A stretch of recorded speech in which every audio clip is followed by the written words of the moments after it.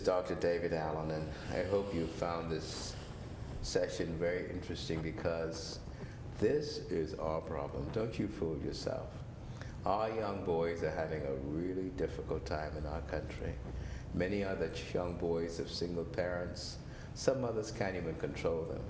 And I wanted you to hear Rita Thompson and Amari and to see how they have really been so blessed and how they do things to bless themselves. But they're members of our family. Amarian's almost like my child, and Rita is a part of us, part of the family office, a part of my home, and it's just been a joy to get to know them. And I hope you see within them the hope for our country. That parents, there are things you can do. As Rita says, you have to make choices when you have a child. You have to, and you can't just stand up and have a pity party for yourself as well.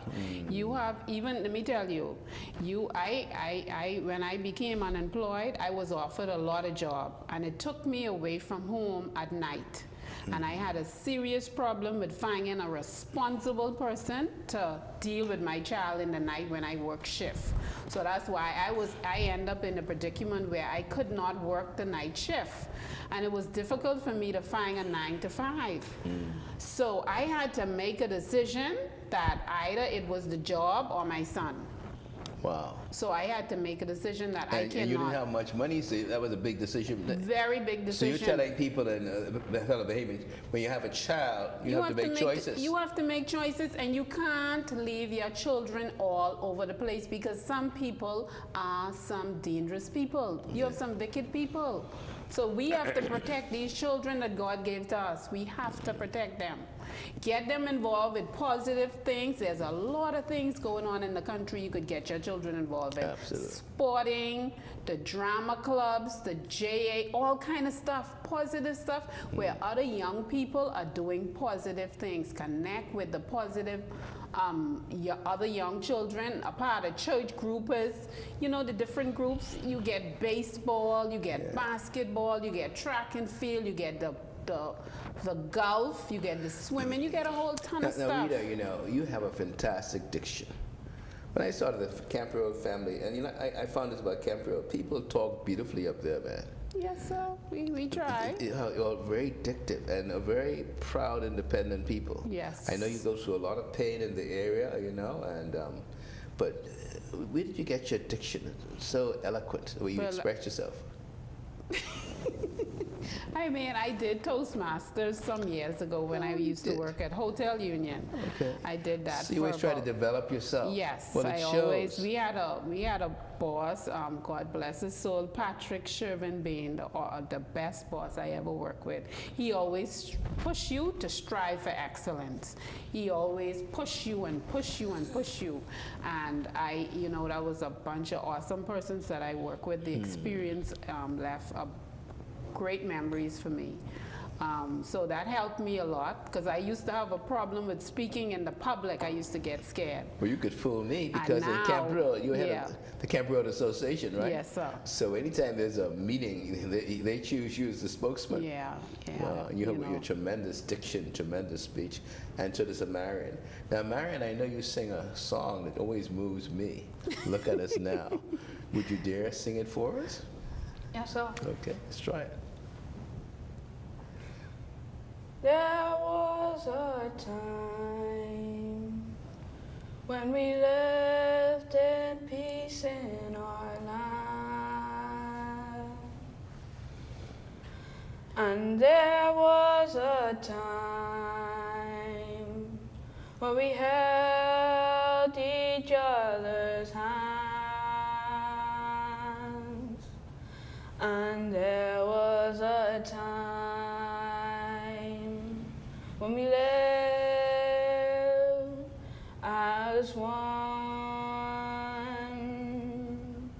But look at us now,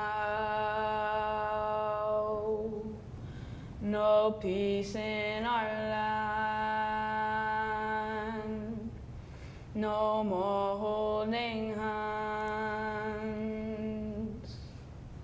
young men with guns, no regard for life, armed robberies senseless killings,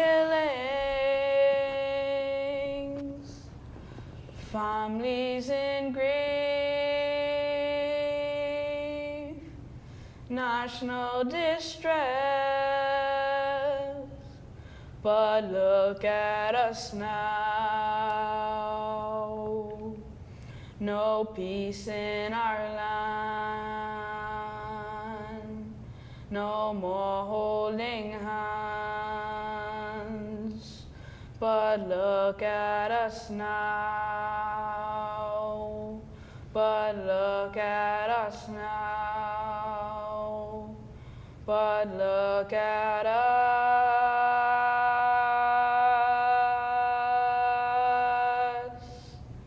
now.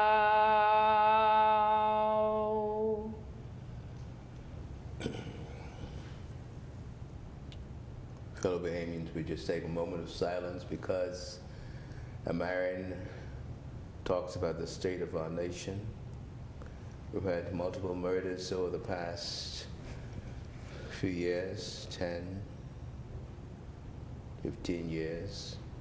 Every Bahamian has a social file of 100 people. So if you multiply each murder by 100, that means we have a traumatized nation.